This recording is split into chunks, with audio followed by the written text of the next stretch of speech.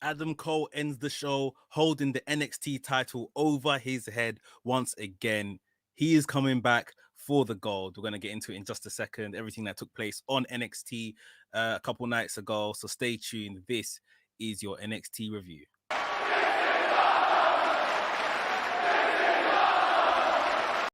What's up, Maniacs? My name is Mex. I'm a wrestling fan, a wrestling enthusiast, a WrestleManiac, if you will. And today we are talking about NXT. Straight out of Vengeance Day. Obviously, we know how Vengeance Day ended in complete chaos. Adam Cole causing all kinds of trouble at the end of the show. But we are going to get into everything that happened out of Vengeance Day on this NXT episode. So I hope you stay around for the ride. And in case you didn't know, right here at WrestleManiac UK, I discuss everything that is WWE and AEW. So if this sounds like the place for you, make sure you hit the subscribe button and make sure you hit the notification bell so you get notified every time I upload a new video. Ladies and gentlemen, without further ado, let's get into the review. And the show actually started with Kyle O'Reilly steaming down to the ring, no music playing. He was wearing Undisputed Era gear, but in his head, he's not Undisputed Era. You can tell. And he was giving us a speech about how he just feels, about the ending of Vengeance Day, how Adam Cole ultimately super kicked Finn, super kicked him, and then was just left them basically. And he said he's very upset. However, he still sees Adam Cole as a brother, and he wants to hear his explanation as to why he done this. He's still gonna hit him for it. He's still gonna punch him in the face, but he wants to know why. All of a sudden, we saw Roderick Strong come out when he was calling out Adam Cole, and he said, Roddy, I don't want to speak to you. You're here playing peacemaker. I don't really know whose side you're on right now. Don't get into the ring. Yeah, he wasn't trying to hear anything Roderick Strong was trying to say, and he was trying to get to Adam Cole. We heard another music hit. It wasn't Adam Cole. It was Finn Balor. And Finn Balor was basically saying to Kyle O'Reilly, wait in line. I don't trust either of you guys now because you made it seem like we were all cool. I dropped my guard basically, and look what happened. I want Adam Cole first. And yeah, they're basically, they're all, apart from Roderick Strong, fighting to see who can get their hands on Adam Cole. And before Finn Balor could really get in the ring and take up his position, he was walking down from the entranceway. He was attacked by Pete Dunne, Oney Lorcan, and Danny Burch. They all attacked all the Undisputed Era and Finn Balor guys that were out, and this led to William Regal on the night giving us a 6-man tag in the main event. And what took place in the main event was a really good match. I think we could all imagine we were going to get a really fun fight from all of these 6 guys involved. We saw some really good technical stuff. We saw some, straight brutality. We saw a distraction happen. And that was basically the referee got knocked down. I think Danny Burch went to use the belt on Finn Balor and knocked out the referee. The referee suffered another bump straight after as well, which was very, unfortunate for him. And while the referee was down, Adam Cole came out. And Adam Cole, who's working on his own time, he's not following anyone's instructions or listening to anyone when they call him out. He came out and he gave a pump kick to Kyle O'Reilly. He then picked up Kyle O'Reilly and then gave him like a brainbuster onto the stairs. I'm sure you guys have seen online since then. There's a lot of kind of rumors online that he had a concussion or he was having a seizure. This turns out it wasn't the case. It was just really good selling. And then we saw another misunderstanding happening in the ring of Roderick Strong. He actually went to return the NXT title to Finn Balor. Finn Balor thought, I guess it was an opposition member. He gave Roderick Strong a Pele kick. We saw Pete Dunne come in and give Finn Balor a bitter end, which brought the match to an end. Pin Finn Balor, so I guess he gets a win back after the weekend. And then as Finn Balor was getting up and trying to walk away from the situation, Adam Cole came back, hit him with a super kick, stood in the middle of the ring, holding the NXT title above his head. He's clearly come to destroy the Undisputed Era now. I think that's getting obvious. Adam Cole wants to end the Undisputed Era. He probably thinks they're a hindrance. He wants to get back to the top of the mountain. He wants to become NXT champion again. And I would be interested in seeing an Adam Cole run as champion without the Undisputed Era by his side. And we'll be quite interested to see how that's going to play out. But like I was saying, a couple of weeks ago, or maybe it was last week, this is what we need to see. WrestleMania now. Finn Balor, Adam Cole, for the biggest prize in NXT. These are the two greatest NXT champions. Yeah, two longest reigning champions, probably the two greatest NXT champions. Let them go at each other for the NXT title. And I think maybe that's when Kyle O'Reilly should return, and Kyle O'Reilly should get his revenge on Adam Cole, costing Adam Cole the match maybe, so that they can spin off into their, feud. But yeah, I think that's the way I would book it. Let me know down below in the comments how you would. But yeah, we're really putting some weight and the biggest names behind the NXT title now going into WrestleMania season, which is what we like to see, isn't it? So yeah, that was the main takeaway from NXT. And now I'm going to get into like everything else that went on. And yeah, just before I do, guys, please make sure you hit the thumbs up button, give us a like. It's more than appreciated, more than every time you hit the thumbs up button. So yeah, if you could hit the thumbs up button for me, that would be absolutely great. Just before we get into the rest of the roundup of the show. So, starting with some women's action, we had Shotzi Blackheart and Ember Moon versus the Ways, Candice LeRae and Indy Hartwell. Obviously, these were unfortunately the losers on the night, Shotzi Blackheart and Ember Moon, of the Vengeance Day match for the Dusty Classic. However, they were successful on this night, beating Candice LeRae and Indy Hartwell. I guess the distraction came when Johnny Gargano, who was on commentary, kept seeing on the Titron a picture of a van that was just in the car park at NXT, and he went and investigated what was going on with his van, and he found Austin Theory in this van, who he returned, to the Capitol Arena.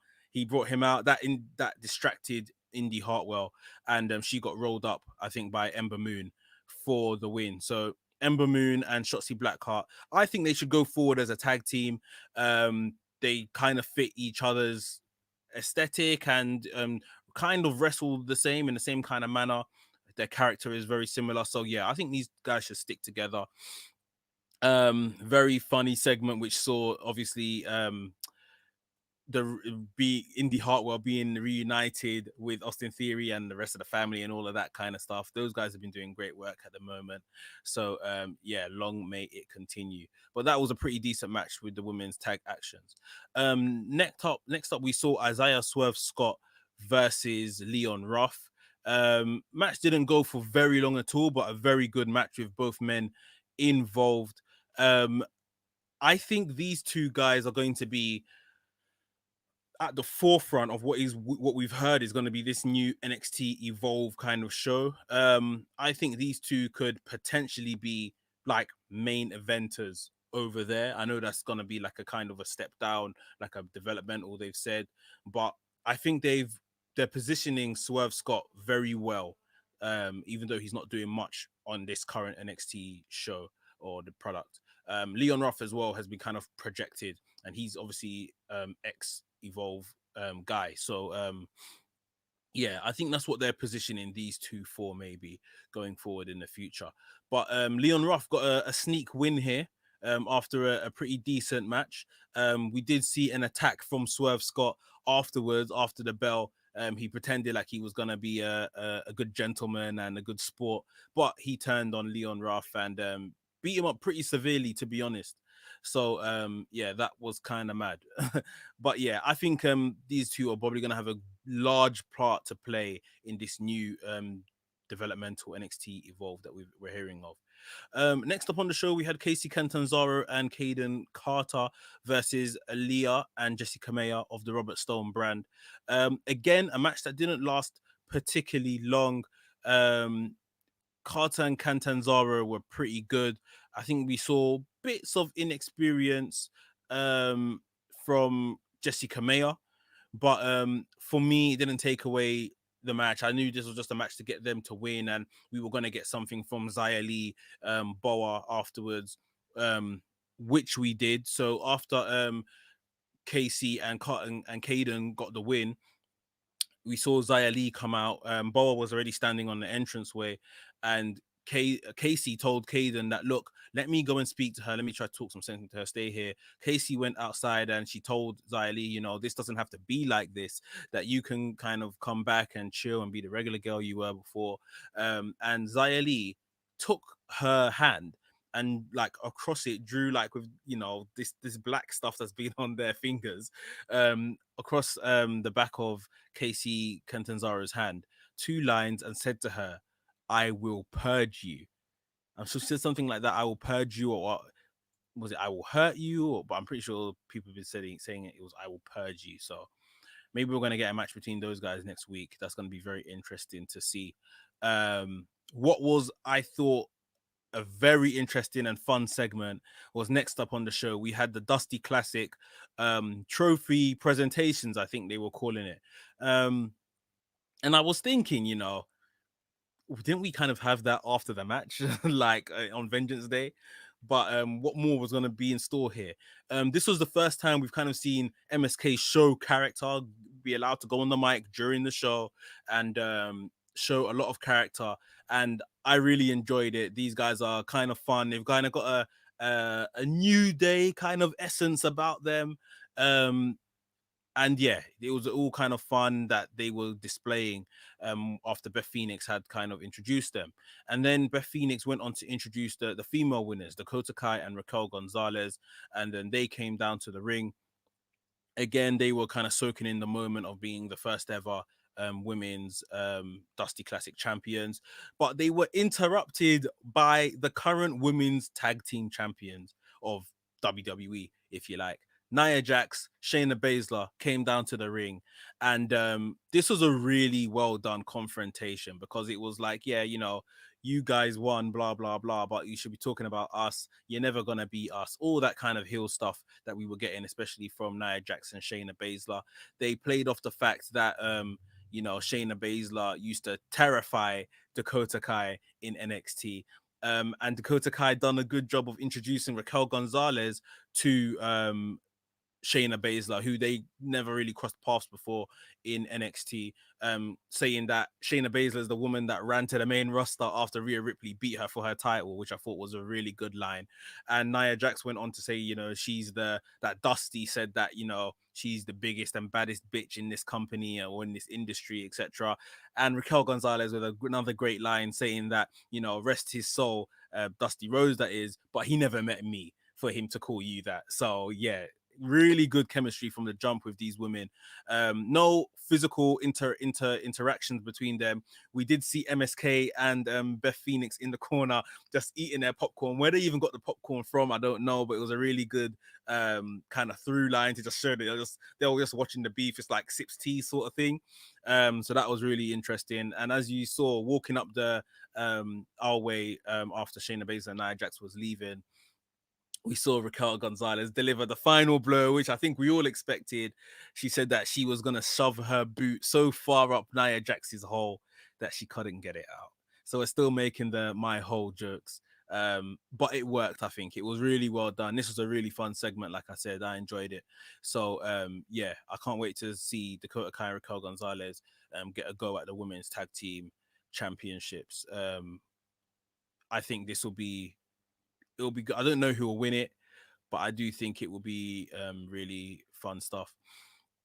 Next up on the show, we had Kushida versus Tyler Rust, and this was Malcolm Bivens at work backstage, kind of goading Kushida into having a match with his client Tyler Rust. Very good stuff. Again, Rust continues to kind of stand out and make his impression in NXT. Kushida had a brilliant match on the weekend with Johnny Gargano. Yeah, he was selling the fact he was kind of beat up a bit, but he looked good. He looked really good in this one. And I really liked the finish. The finish here showed Kushida kind of locking this hoverboard lock. And Malcolm Bivens panicking at ringside, knowing his client isn't going to give up here. And Malcolm Bivens basically gets on the apron and throws the match out. He said, yeah, that's it. Ring the bell. It's done. He submits. So he gave up on behalf of Tyler Rust, knowing that Tyler Rust would, he wants to continue. And Tyler Rust said after the match, I wanted to continue. I wouldn't have given up. And Malcolm's like, I know, but I have to protect my investment. You're my investment. And I just thought, it's a different way, because Kushida wins here. He looks strong, but it doesn't make Tyler Rust look weak per se. So I think it's a really smart way to do it. I am interested in Tyler Rust and Malcolm Bivens, that partnership. Again, I think these are people that are going to particularly shine on this NXT Evolve show, whatever that's going to look like. Apparently, it's already been taped, like whatever the first few episodes are or whatever. But yeah, very much looking forward to that. And we more or less bring our review to an end here as we talk about Zoe Stark versus Valentina Feroz. So Zoe Stark was somebody that was signed couple weeks back, and she was in the Dusty Classic for a hot sec. She lost her qualifying match, and then this was her first singles outing. Very fast-paced work, very smooth in the ring. Her finisher is like some type of variation of a GTS, which I just thought was pretty incredible. I really liked it. I thought it's the kind of finisher that can make somebody a star.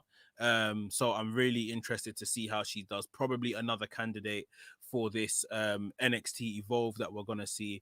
But yeah, Zoe Starks definitely took my attention with her in-ring prowess. But yeah, guys, that is my NXT review. I hope you enjoyed it. Adam Cole, man. Adam Cole is, I'm not gonna lie, he's pissing me off, but that's what he's supposed to do. He's doing a brilliant job.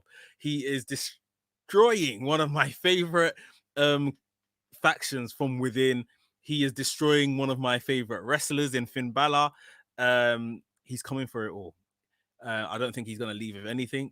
But like I said before, I would like to see him have a singles run with the championship without the Undisputed Era. I would like to see what that looks like.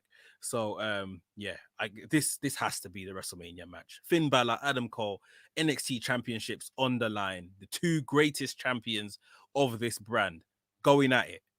Put them in a WrestleMania ring. They deserve it. They honestly do deserve it. And I'd love to hear you guys' thoughts on that down below.